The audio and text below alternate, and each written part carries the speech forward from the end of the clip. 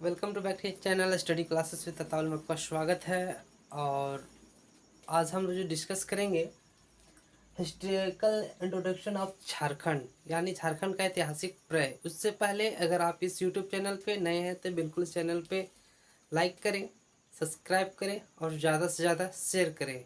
हाँ, लेकिन सब्सक्राइब करना ना भूलें और दोस्तों के साथ ज़्यादा से ज़्यादा शेयर करें। तो चलिए दोस्तों, शुरुआत करते हैं।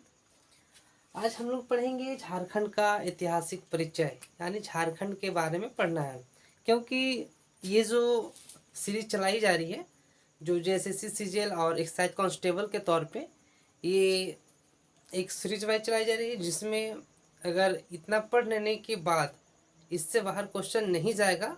और अगर आप पढ़ लेंगे तो और इससे जो क्वेश्चन प्रीवियस में आया हुआ है, प्रीवियस ईयर में जो क्वेश्चन पूछा गया है, उससे भी आप अंदाज़ा लगा सकते हैं कि क्वेश्चन में क्या आ रहा है, क्या छूट रहा है। तो चलिए दोस्तों, शुरुआत करते हैं। झारखंड एवं वनों की बहुलता के कारण ही झारखंड का नाम पड़ा, यानी झारखंड शब्द जो नाम पड़ा है ये, तो झारखंड का शाब्दिक अर्थ ये होता है कि जहाँ पर, जिस क्षेत्र में, यानी जहाँ पे अधिक मात्रा में झाड़ियों की मात्रा हो, वहाँ पे झारखंड की बोला गया है। क्योंकि जैसा कि आप जानते हैं कि झारखंड झाड़ियों और वनों की बहुलता के कारण ही झारखंड का नाम पड़ा। उसके बाद है इतरे ब्राह्मण। इतरे ब्राह्मण में जो झारखंड को बोला जाता था, पुंड्र या पुंड, जो झारखंड का फर्स्ट में उल्लेख है, ये प्रथम में ये उल्लेख है ये। फिर दूसरा है ऋग्वेद। ऋग्वेद में झारखंड को बोला गया है कीकाटा नाम देशों अनार्थ, यानी ऋग्वेद में जो झारखंड का जो उल्लेख है उसका है कीकाटामा नाम देशो अनार्थ। फिर है अथर्ववेद। अथर्ववेद में है वायत्र्य। अथर्ववेद में झारखंड का जो जिक्र है वायत्र्य है। फिर है उसी तरह वायुपुराण। वायुपुराण का जो जिक्र है मुरंड है। फिर है महाभारत, क्योंकि महाभारत में पुंडरीक या पशुभूमि बोला गया है, क्योंकि ये एग्जाम में पूछा जा चुका है। और इस क्वेश्चन को, ये जो महाभारत है, महाभारत में झारखंड को क्या बोला गया था, तो पुंडरीक और पशुभूमि। फिर है भागवा पुराण, ये जो है क्या किकिट प्रदेश बोला गया है भागवा पुराण में। फिर है तारीखे ए बंगला।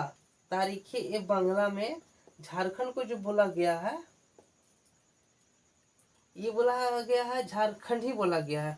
फिर आयने अकबरी। आयने अकबरी में झारखंड को बोला गया है कोकरा या फिर है कगरा। फिर है कोटिल का अर्थशास्त्र में बोला गया है कुकुट या कुकुट देश बोला गया है।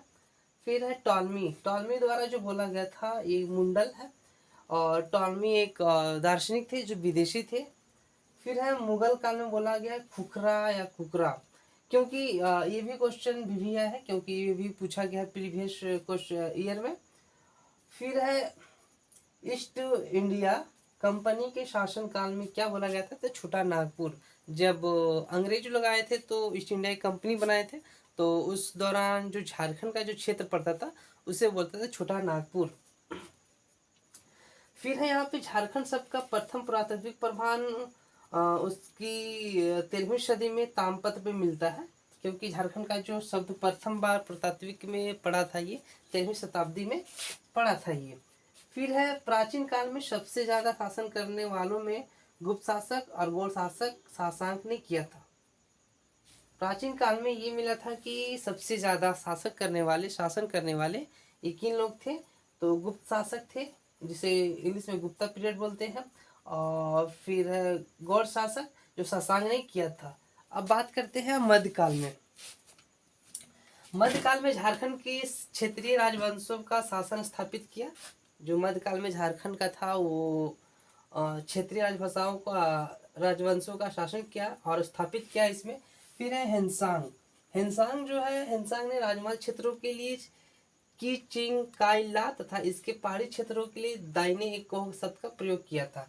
हेनसांग जो था वो राजमहल के जो पहाड़ी होते थे और उसके राजपहल पर के क्षेत्रों के लिए जो शब्द प्रयोग किया गया था कि जिंग काइला, और इसके क्षेत्र पहाड़ी क्षेत्र में जो पड़ता था उसके लिए दामिने एक को शब्द का प्रयोग किया था। तो किसने प्रयोग किया था, तो हेनसांग ने किया था।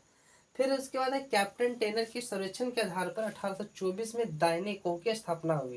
यानी कैप्टन सर्वेक्षण के आधार पर तो 1824 में तो इसका सर्वेक्षण किया गया था। दाहिने कोह की स्थापना भी हुई थी। तो किसने की थी? कैप्टन टेनर के द्वारा। फिर है प्राचीन काल में संस्थान परगना क्षेत्रों को नरीखंड प्राचीन काल में नरीखंड तथा बाद में कांकोजोल से संबंधित किया। फिर है नेक्स्ट 1833 में दक्षिण पश्चिमी फ्रंटियर 1833 में दक्षिण पश्चिमी फ्रंटियर एजेंसी का स्थापना हुई थी। कब हुआ था? तो 1833 में हुआ था। और इसका जो मुख्यालय था विल्किंसन या फिर किशनपुर के नाम से जाना जाता था। बाद में इसे फिर रांची जाना गया या रांची कहा जाने लगा। तो इसमें क्वेश्चन देखिए कि कब बना था? 1833 में। तो दक्षिण पश्चिमी फ्रंटियर एजेंसी का स्थापना हुई और इसकी जो मुख्यालय थी पहले था विल्किंसनगंज और फिर बाद में इसका किशनपुर हुआ। फिर उसके बाद फिर लास्ट में जो हुआ है रांची, जो भी झारखंड की राजधानी है, कैपिटल। फिर बात करते हैं यहाँ पे असुर प्राचीन जनजाति था जो रांची, लोहरदगा और गुमला की में था। फिर बिरजिया, बिरोहर, खड़िया जो कैमूर के पहाड़ी से छोटा नागपुर में के पहाड़ी तक सीमित था इसका। फिर है मुंडा हो उरांव, ये जो थे लोग राजमहल तथा पलामू दो शाखाओं में बटे हुए थे। फिर है चेरो खरवास संथाल जो थे ये 1000 ईसा पूर्व तक चेरो खरवासों और संथालों को छोड़कर झारखंड में पाए जाने वाले सभी जनजातियां छोटा नागपुर में बस चुके थे। यानी चेरो खरवास संथाल को छोड़कर जितने भी जाति बच गए थे वे सब छोटा नागपुर में आकर बस गए थे। तो कब तक? कितना ईस्वी तक? तो 1000 ईसा पूर्व तक। फिर है यहाँ पे वैदिक साहित्य में झारखंड की जातियों के असुर शब्द का प्रयोग किया गया था। वैदिक साहित्य में झारखंड की जो जाति थी वो किस शब्द का प्रयोग किया गया था? तो असुर शब्द का प्रयोग किया गया था। फिर है वेदों में असुरों की वीरता और कर्तव्य दिखाने का उल्लेख मिलता है। यानी वेदों में जो है उल्लेखित है कि असुरों में कि वेदों के अनुसार कि उसमें कर्तव्य दिखाने का ये सब मिलता है।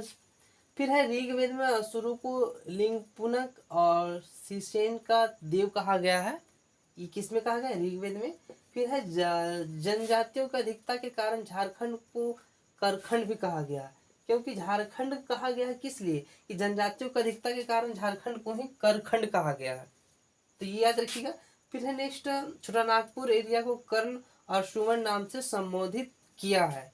तो और ये क्वेश्चन और भी है जो मैं आपको बताना चाहता हूँ कि जनजातियों की अधिकता के कारण झारखंड को करखंड भी कहा गया है और झारखंड के छोटा नागपुर क्षेत्र को कर्ण सुवर्ण नाम से भी संबोधित किया गया है। तो ये जो क्वेश्चन था, ये जो टॉपिक थी हिस्टोरिकल इंट्रोडक्शन ऑफ झारखंड, इससे क्वेश्चन पूरा कंप्लीट होती है। और हम लोग नेक्स्ट पढ़ेंगे दूसरे सब्जेक्ट। उससे पहले अगर आप इस यूट्यूब चैनल पे नए हैं तो बिल्कुल लाइक करें, सब्सक्राइब करें और ज़्यादा से ज़्यादा शेयर करें। और अगर आपको कमेंट करने के लिए ना भूलें, क्योंकि अगर आप लाइक करते हैं तो यही मेरी मोटिवेशन है। और आशा करता हूँ कि अगर आपको कोई भी डाउट हो तो आप कमेंट में अवश्य करें। जय हिंद, जय भारत।